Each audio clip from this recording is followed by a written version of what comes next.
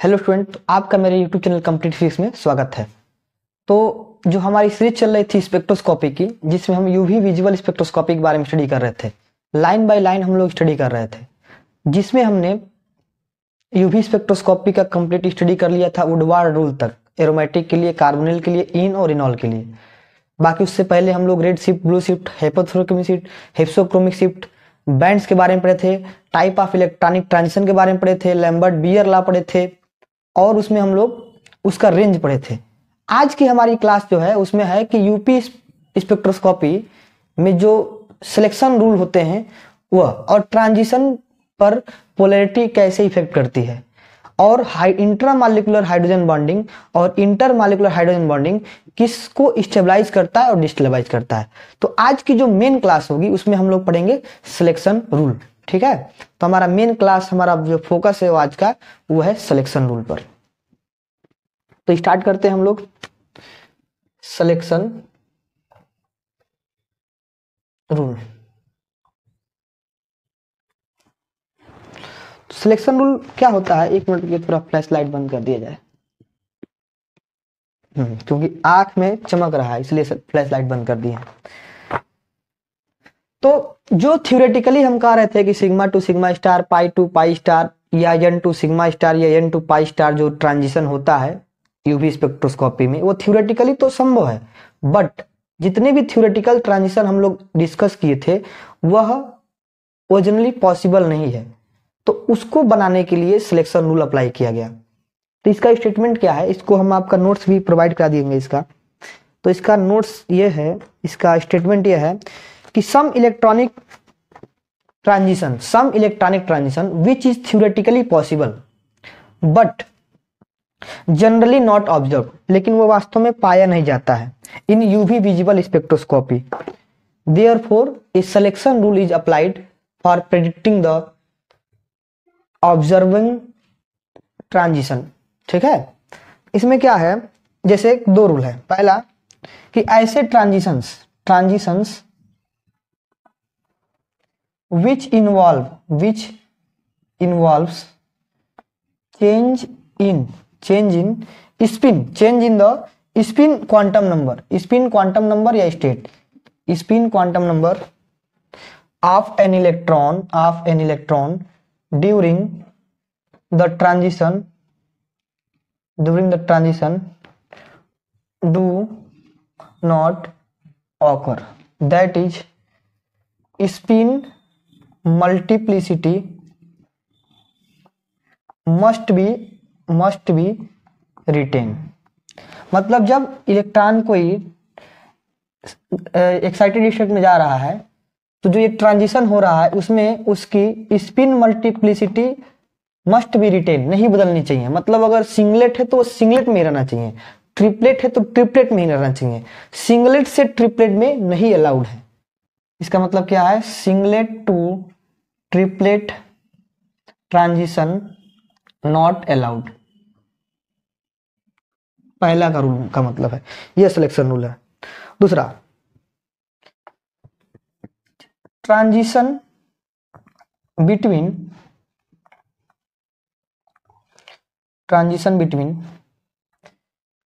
Orbitals of different symmetry do not occur। that example, n to pi star transition जो है वो symmetric forbidden है। Symmetric क्या है, फॉरबिडन। थ्योरेटिकल तो है लेकिन ये सिमेट्रिकली फॉरबिडन दिखता नहीं है। तो इसके दो सिलेक्शन रूल हैं, यूवी स्पेक्ट्रोस्कोपी के दो सिलेक्शन रूल हैं। हम लोग जब आगे बढ़ेंगे तो हम लोग आईआर स्पेक्ट्रोस्कोपी पढ़ेंगे, माइक्रो एमडब्ल्यू भी पढ़ेंगे, फिर उसमें हम लोग इंफ्रारेड पढ़ेंगे और भी आगे मॉसबियर स्पेक्ट्रोस्कोपी पढ़ेंगे, ईएसआर पढ़ेंगे। तो सबका एक सिलेक्शन रूल होता है ट्रांजिशन के लिए। तो हमारे यूवी स्पेक्ट्रोस्कोपी में सिलेक्शन रूल का क्या सिलेक्शन रूल है कि वही इलेक्ट्रॉन का ट्रांजिशन पॉसिबल होगा जिसमें ट्रांजिशन के दौरान उसकी स्पिन क्वांटम नंबर चेंज नहीं हो रही है या स्पिन मल्टीप्लिसिटी रिटेन हो रही है, चेंज नहीं हो रही है। अर्थात सिंगलेट टू सिंगलेट रहेगा, ट्रिपलेट टू ट्रिपलेट रहेगा, बट सिंगलेट टू ट्रिपलेट नहीं होगा। दूसरा, अगर ऑर्बिटल का हो रहा है ट्रांजिशन, ऑर्बिटल्स का हो रहा है, तो उसकी सिमेट्री सेम होनी चाहिए, डिफरेंट नहीं होनी चाहिए। डिफरेंट सिमेट्री के बीच ये नहीं होता है, जैसे n to pi star forbidden होता है, पाई टू पाई स्टार हो सकता है, सिग्मा टू सिग्मा स्टार हो सकता है। तो सेम सिमेट्री वाले ऑर्बिटल के बीच क्या होने चाहिए, ट्रांजिशन होने चाहिए, तब तो वो हमको दिखाई देंगे, अन्यथा ये सब फॉरबिडन रहेंगे। तो इसके लिए 3 रूल भी है। ये तो हो गया सिलेक्शन रूल। अब आगे हम लोग का ये वाला टॉपिक समाप्त हो गया। अब हम लोग पढ़ेंगे बियर लॉ, फिर लैम्बर्ट लॉ पढ़ेंगे, और लैम्बर्ट बियर लॉ एक बार पढ़ चुके थे, फिर उसको हम कंसंट्रेशन के सेंस में पढ़ेंगे। तो हमारी हेडिंग है बियर्स लॉ, ठीक है। तीनों साथ में लेके चलती है क्या, बियर्स लॉ भी, लैम्बर्ट लॉ, और फिर तीसरा है लैम्बर्ट बियर लॉ साथ में।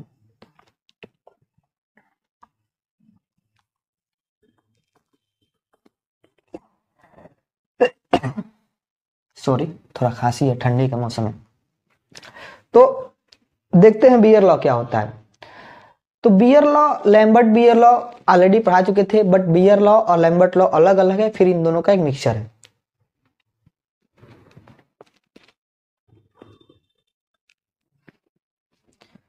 तो लैम्बर्ट लॉ क्या है, बियर लॉ क्या है, जब भी किसी, ये मान लीजिए यहां से लाइट निकल रही है, monochromatic beam of light, monochromatic एक वर्णीय प्रकाश स्रोत, बीम ऑफ लाइट यहां से निकल रही है, और इस लाइट को हम लोग कहा, हम लोग इसको रेडिएट करा रहे हैं किसी सॉल्यूशन के थ्रू, एब्जॉर्बिंग मीडियम के थ्रू या सॉल्यूशन के थ्रू। कोई कंपाउंड है, ऑर्गेनिक कंपाउंड, तो उसका मिक्सचर तैयार कर दिए। यह मिक्सचर है, इस पे हम लोग एक वर्णीय प्रकाश या monochromatic beam of light incident करा रहे हैं।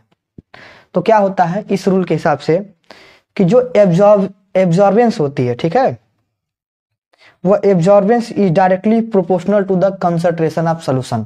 एब्जॉर्बेंस जो होती है वो directly proportional to the concentration of solution. यहां से प्रोपोर्शनलिटी हटता है तो आता है अपसाइलन। तो अपसाइलन इक्वल टू हो जाता है सी, ए इक्वल टू अपसाइलन सी। और ए इक्वल टू, ए के जब हम बताए थे इसके पहले वाले टॉपिक में कि ए का मतलब होता है लॉग आई नॉट अपान आई, तो ये हो गया आपका अपसाइलन सी। जहां पे आई नॉट जो है इसकी इंटेंसिटी है, आई जो है आफ्टर एब्जॉर्ब जो लाइट जाएगी उसकी इंटेंसिटी है, अपसाइलन क्या है, तो अपसाइलन है molar absorption constant, molar absorption constant. C क्या है, कंसंट्रेशन ऑफ द सॉल्यूशन, और ए क्या है, एब्जॉर्बेंस। तो ये है हमारा बियर्स लॉ। बियर्स लॉ क्या कहता है कि जब भी किसी मोनोक्रोमेटिक बीम ऑफ लाइट को किसी एब्जॉर्बिंग मीडियम से इंसिडेंट कराते हैं, प्रवाह कराते हैं, तो जो एब्जॉर्बेंस होता है वह उस मीडियम के कंसंट्रेशन के डायरेक्टली प्रोपोर्शनल होता है। दूसरा सेम इसमें ये क्या कहता है कि जो एब्जॉर्बेंस होता है वह इसके थिकनेस या वेवलेंथ के डायरेक्टली प्रोपोर्शनल होता है, तो ये प्रोपोर्शनल टू यल। तो यहां से भी यही कांस्टेंट आता है, ए इक्वल टू अपसाइलन यल, जहां पे यल है वेवलेंथ ऑफ द सॉल्यूशन। तो इसको स्टेटमेंट के रूप में कैसे कहेंगे, when a beam of monochromatic light is passed through the absorbing medium, then the absorbance is directly proportional to the thickness or wavelength of the solution। ठीक है, ये हो गया लैम्बर्ट्स लॉ। अब ये दोनों को मिक्स कर देंगे तो हो जाएगा लैम्बर्ट बियर्स लॉ। तो ये क्या है, इट गिव्स लीनियर रिलेशन, जैसे ओम का नियम होता है तो पोटेंशियल डिफरेंस और करंट के बीच लीनियर रिलेशनशिप देता है, वैसे ही यह लैम्बर्ट बियर्स लॉ जो है, it gives the linear relationship between absorbance and concentration and wavelength of absorbing species. The absorption is directly proportional to the concentration of absorbing substance and thickness of the absorbing medium।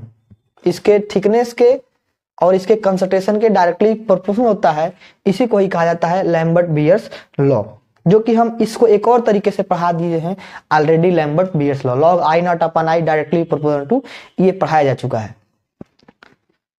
तो इसको अगर हम लिखेंगे तो यहां से आएगा ए equal to epsilon, दोनों को मिला देंगे सी और यल, जहां पे सी कंसंट्रेशन है, यल वेवलेंथ ऑफ द सॉल्यूशन है, ए एब्जॉर्प्शन है, और यह है मोलर एब्जॉर्प्शन कांस्टेंट।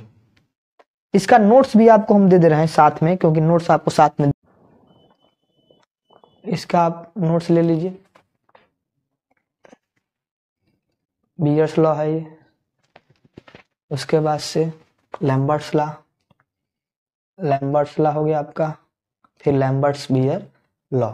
और इसके साथ साथ हम अगले टॉपिक का भी नोट्स दे दे रहे हैं, जिसका नाम है, अगला टॉपिक हमारा बहुत ही इंपॉर्टेंट हेडिंग है, एक क्वेश्चन भी इस पे आया है प्रीवियस बोर्ड्स एग्जाम में, वो क्वेश्चन देख लीजिए पहले। How is the position of lambda max affected by the polarity of solvent and conjugated chromophoric group.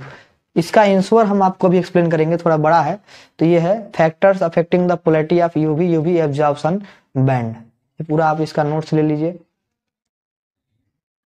ठीक है। और इसका थोड़ा कई टाइप का ट्रांजिशन होता है इसमें, तो ट्रांजिशन भी ले लीजिए। ट्रांजिशन का नोट्स, पूरा नोट्स आपको एक साथ हम प्रोवाइड करा दे रहे हैं एक साथ। अगर पीडीएफ फॉर्म में चाहिए तो कमेंट कीजिएगा। या n to पाई फॉरबिडन वाले के लिए है, या पाई टू पाई के लिए है। ये आपका समाप्त हो गया। और लास्ट हेडिंग इस चैप्टर का यूवी का, क्योंकि इसके बाद हमारी आईआर स्पेक्ट्रोस्कोपी चालू होगी, वो है इंट्रामॉलिक्यूलर और इंट्रामॉलिक्यूलर हाइड्रोजन बॉन्डिंग। तो इस सब का नोट्स हम एक साथ आपको प्रोवाइड कर दे रहे हैं, और इसको अभी एक्सप्लेन कर दिया जाएगा, ठीक है। चलिए तो चला जाए, तो फिर शुरू से शुरू किया जाए। नियम तो बता दिया गया। अब है हमारा अगला heading, factor affecting the polarity, factor affecting the polarity of lambda max.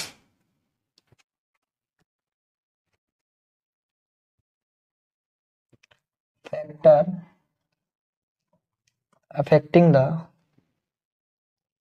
Position of UV visible absorption band या एब्जॉर्प्शन मैक्सिमा या लैम्डा मैक्स। सीधी सी बात है, लैम्डा मैक्स को कौन कौन इफेक्ट करेगा।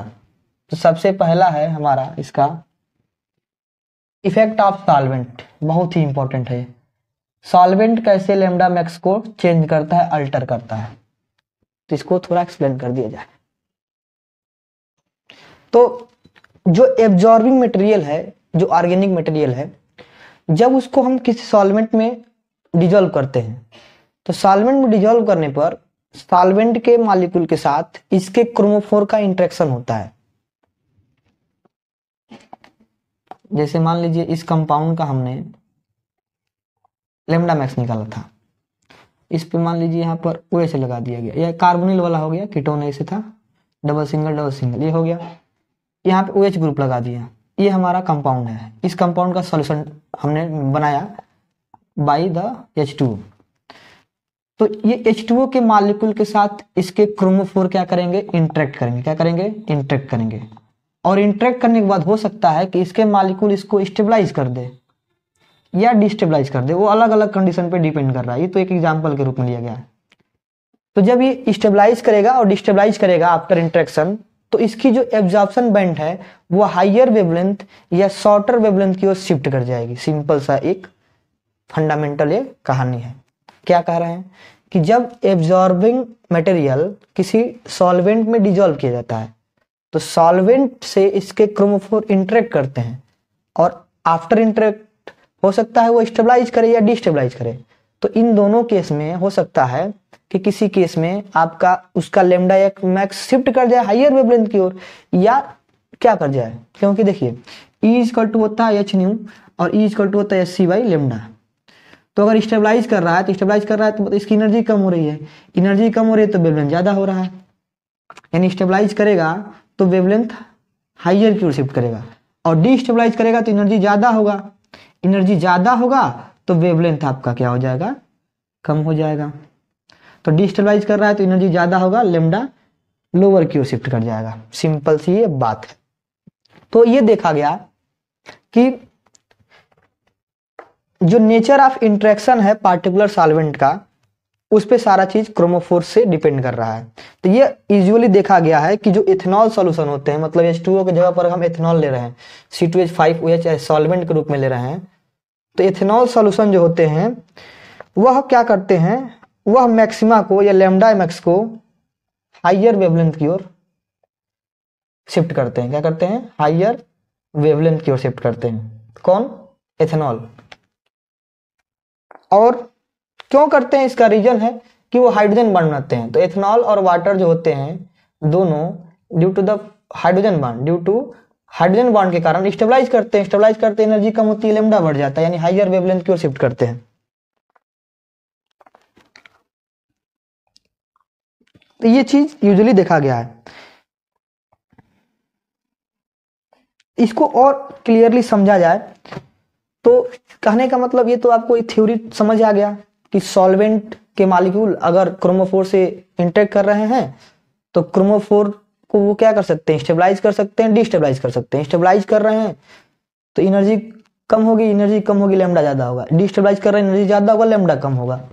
बट इन द सेंस अगर एक जनरली देखा जाए तो एथेनॉल और वाटर जो कि क्या है? पोलर सॉल्वेंट है। तो पोलर सॉल्वेंट क्या करते हैं?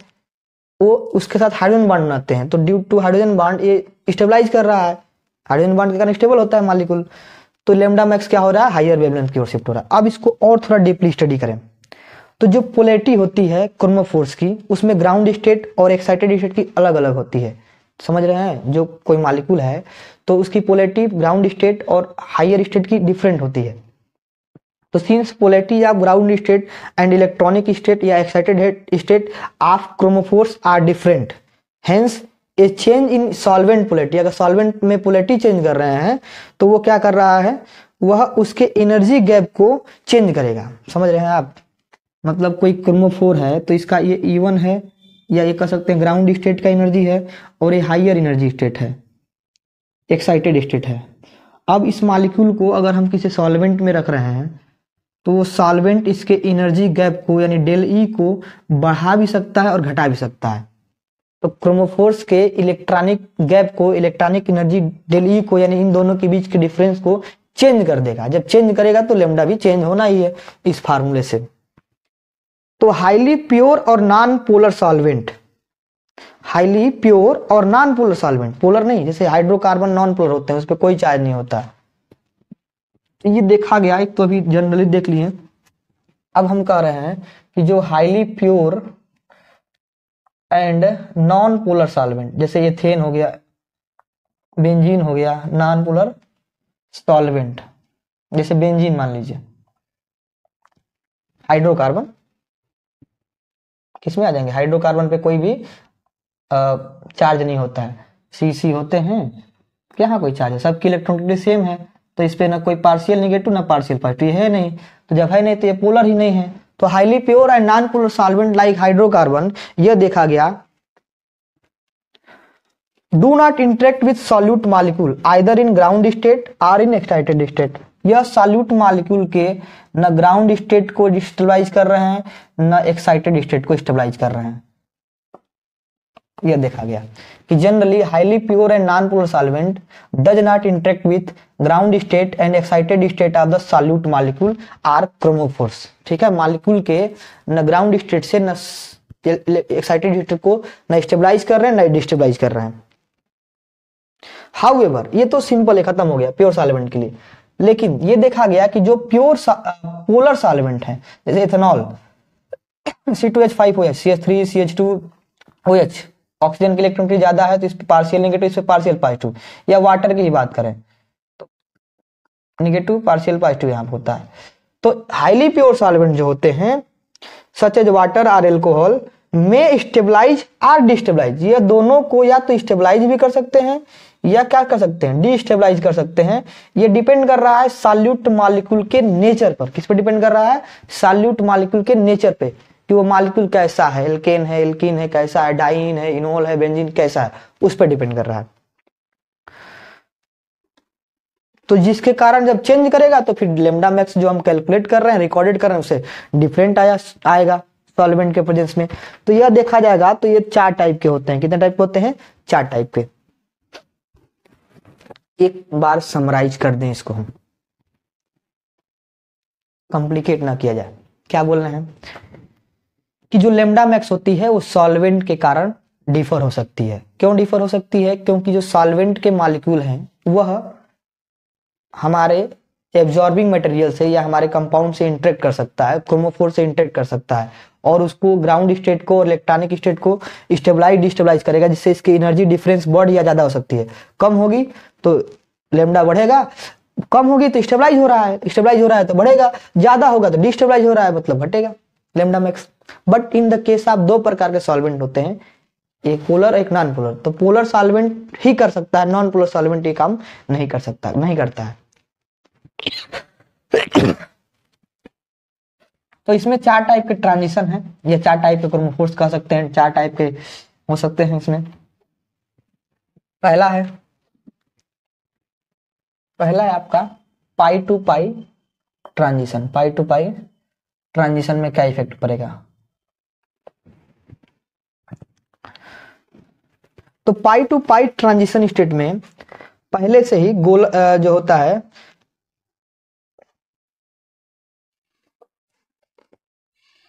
ये एनर्जी है। तो pi to pi transition state में the excited state are more polar, जो यह है वह ज्यादा पोलर होता है in the comparison to ground state. तो अगर हम कोई पोलर सॉल्वेंट यूज कर रहे हैं, ये तो क्रोमोफोर का है, अब मान लो हम कोई यूज कर रहे हैं, मान लीजिए C2H5OH यूज कर रहे हैं, तो इसमें डाइपोल डाइपोल इंटरेक्शन भी है, क्योंकि डाइपोल चार्ज है प्लस माइनस। तो डाइपोल डाइपोल इंटरेक्शन की वजह से यह क्या करेगा, इसके साथ इंटरेक्ट करेगा, और जब इंटरेक्ट करेगा तो ये इसको स्टेबलाइज करेगा,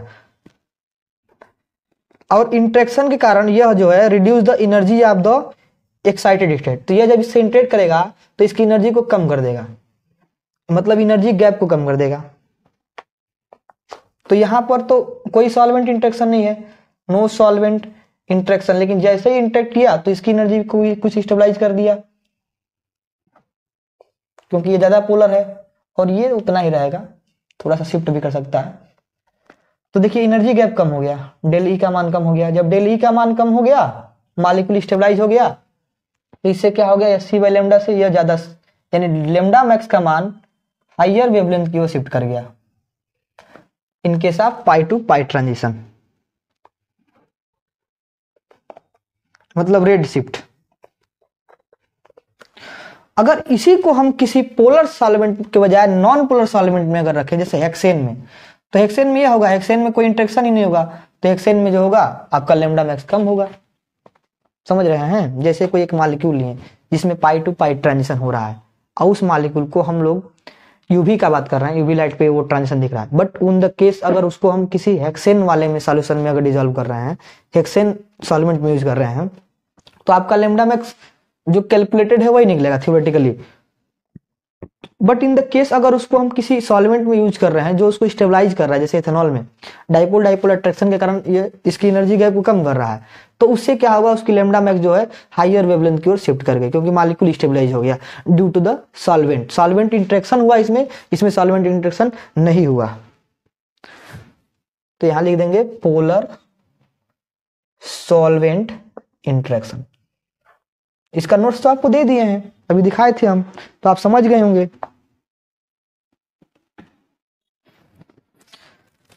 अब हम दूसरा केस देखते हैं N2 पाई ट्रांजिशन में।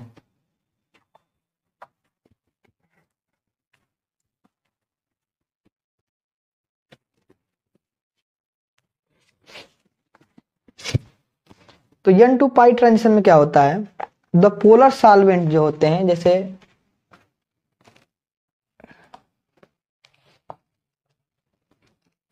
तो ये तो नॉन पोलर सॉल्वेंट है,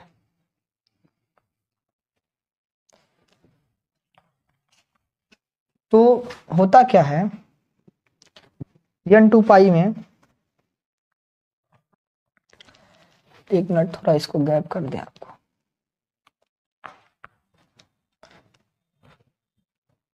N2 पाई होता किसमें, जिसमें जैसे लोन पेयर हो, जैसे मॉलिक्यूल में OH हो, ऐसे कोई मॉलिक्यूल है इसमें OH है, क्रोम4 है, तो इसका लोन पेयर का कारण होगा।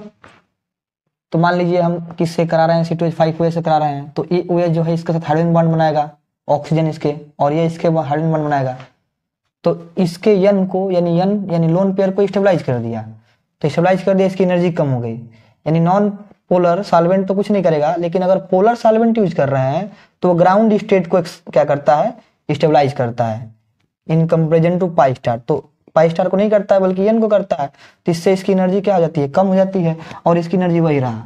तो देखिए डेल ई का मान बढ़ गया, इसमें डेल ई का मान क्या हो गया, बढ़ गया, डेल ई का मान बढ़ गया।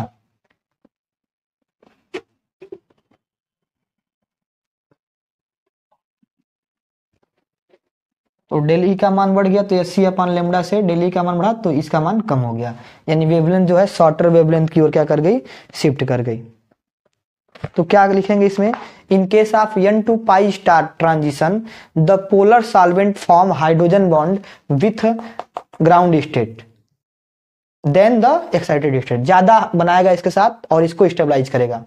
तो इसके कारण जो ग्राउंड स्टेट की एनर्जी है वो डिक्रीज हो जाएगी, डिक्रीज होगी तो एनर्जी डिफरेंस बढ़ जाएगा, एनर्जी डिफरेंस बढ़ जाएगा तो हमारा लेमडा का मान शॉर्टर वेवलेंथ की ओर अर्थात ब्लू शिफ्ट कर जाएगा। कौन शिफ्ट कर जाएगा, ब्लू शिफ्ट। समझ गए, due to the hydrogen bonding. जैसे कार्बोनिल कंपाउंड है, कार्बोनिल कंपाउंड में एल्डिहाइड हो गया तो इसका ही आरओएच से होगा, तो ओ इसके एच से बॉन्ड बना लिया, हाइड्रोजन बॉन्ड। तो अब हमको समझ आया कि आप बातें को समझ गए होंगे कि हम क्या कहना चाह रहे हैं।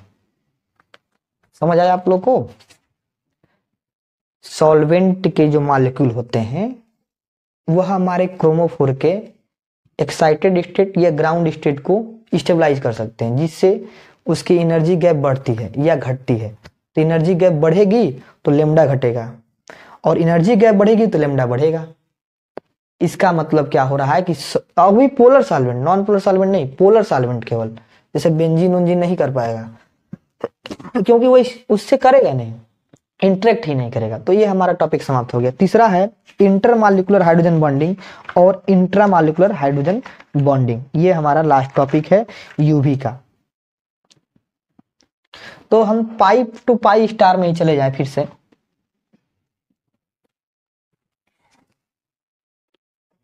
ये खत्म हो गया टॉपिक।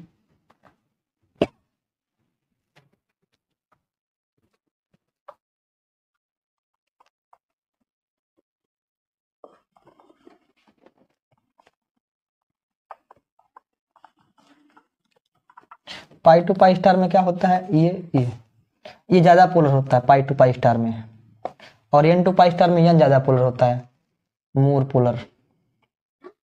तो in pi to pi transition state या excited state, the excited state is more polar than the ground state, thus excited state can be strength by hydrogen bond. मतलब अब जो हाइड्रोजन है किसी का, वह इसको ज्यादा स्टेबलाइज करेगा इन कंपेरिजन टू ये, क्योंकि ये ज्यादा पोलर है, इसके पहले वाले में ये ज्यादा पोलर था एन टू पाई स्टार में, इसीलिए वो इसकी एनर्जी कम कर रहा था।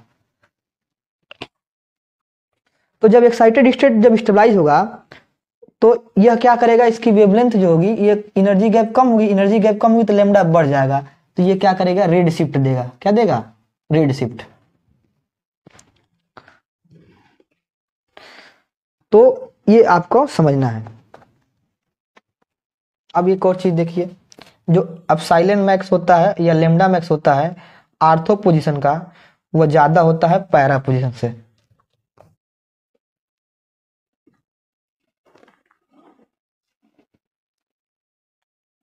क्यों, क्योंकि no intra molecular hydrogen bonding in the para isomer, para isomer में कोई इंटरमॉलिक्यूलर हाइड्रोजन बॉन्डिंग नहीं होती है।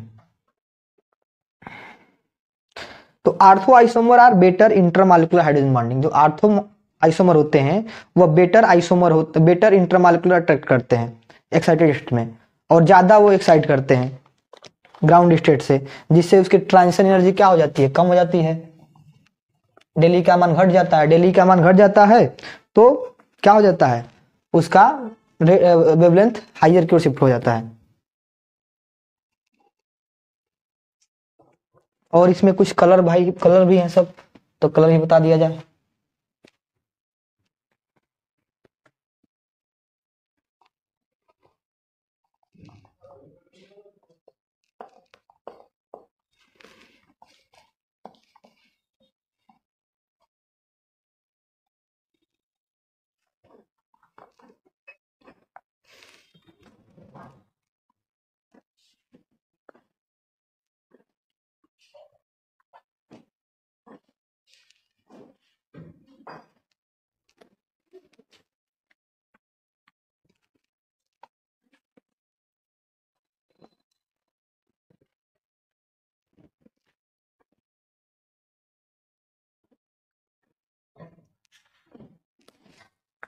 तो ये देखिए येलो शिफ्ट देगा, क्योंकि यहाँ पर हाइड्रोजन बॉन्डिंग हो रहा है और यहाँ पर हाइड्रोजन बॉन्डिंग नहीं है, इसलिए ये देगा पेल येलो शिफ्ट या रेड शिफ्ट देगा।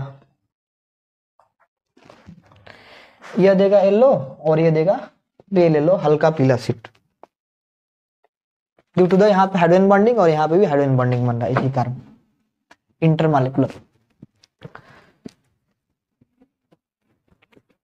तो इसका मतलब क्या समझे आप लोग? हमारा ये चैप्टर समाप्त हो गया यूवी स्पेक्ट्रोस्कोपी का। यूवी स्पेक्ट्रोस्कोपी को हमने बहुत ही अच्छा तरीके से पढ़ा। अब हम लोग का अगला जो चैप्टर है वो है आईआर स्पेक्ट्रोस्कोपी, इंफ्रारेड स्पेक्ट्रोस्कोपी, और ये सबसे इंपॉर्टेंट है हमारे स्पेक्ट्रोस्कोपी का। इसमें फिंगरप्रिंट रीजन, डायटोमिक मॉलिक्यूल सबकी स्टडी किया जाएगा। तो वीडियो देखने के लिए धन्यवाद। चैनल को लाइक और सब्सक्राइब कीजिए।